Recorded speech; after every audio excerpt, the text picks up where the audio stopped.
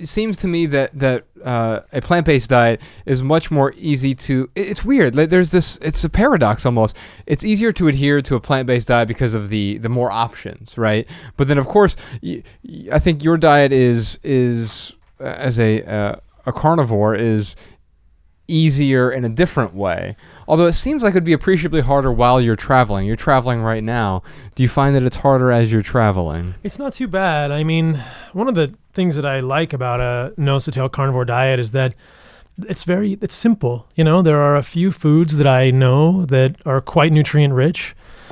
And basically there's liver and there's meat, and that's about all I need. And so I can make liver jerky. I can bring it on the plane. I can bring some jerky that I've made, and I can bring that on the plane. And if I can't get to a grocery store, but it actually goes back to kind of the thing we were talking about earlier about the investment that you make in your health. And for me, it's a priority, When I travel, I think, where am I staying?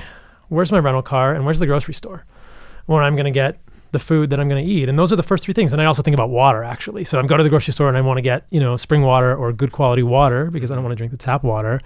And so that's the priority when I get somewhere. It's like, I got to get off the plane. I got to get into my Uber or my Turo, and I got to get to my Airbnb. And then I have to get to the grocery store to get my food. And that's just my priority, And so that's just how I invest my time and mental energy, is procuring a few simple foods that are nutrient rich. And then I can, get the rest of the foods if I need over the course of the trip. So it's pretty straightforward. I remember talking to Rich about this on the podcast we did together. We'll put a link to that in the show notes, Sean. But you do a very similar thing. It's like, I was going to say that's kind of exactly what I do. Like with a little bit of intentionality and a forethought, you can just find that, natural foods market that's, in between the airport and wherever you're staying, and go there before you even check in, right?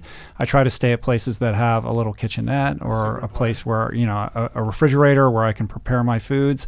And there's something weird about travel that just completely freaks people out, because I think it's just being contained in a tube, makes them panicky or something. But unless you're traveling internationally, you're looking at 5 or 6 hours at the most, right? Mm-hmm. If you just bring a few things with you or forget completely, you're left with yourself. Now that's truly terrifying, but trust me, you are not going to starve. It's going to be okay. Yeah. I mean, that's absolutely therapeutic. It's okay to fast. It's not the end of the world. Oh my God, I'm getting to the airport, and they pack these massive, bags worth of, it's like, you're not going camping. You're going to be fine. In a couple of hours, you will reach your destination, and you will be breathing. We can overeat that way if we're just going to pack everything. I think most people do. Yeah, and I heard Jocko Willink talk about this once. He said, people ask you, do you want the pasta or the chicken? And when you're on the plane, he said, there's a third option. You just don't eat anything. Right. And that, for whatever reason, stuck with me because, there is always that third option that we forget about, and we it seems that both of you do some sort of, we can call it intermittent fasting or time restricted window or whatever. And it's okay to not have, we've been sold this meme of the most important meal of the day, have your Cheerios and your toast. And you're like, well, that's probably not the best thing. That's not the best way to start the day. I think we all agree to that.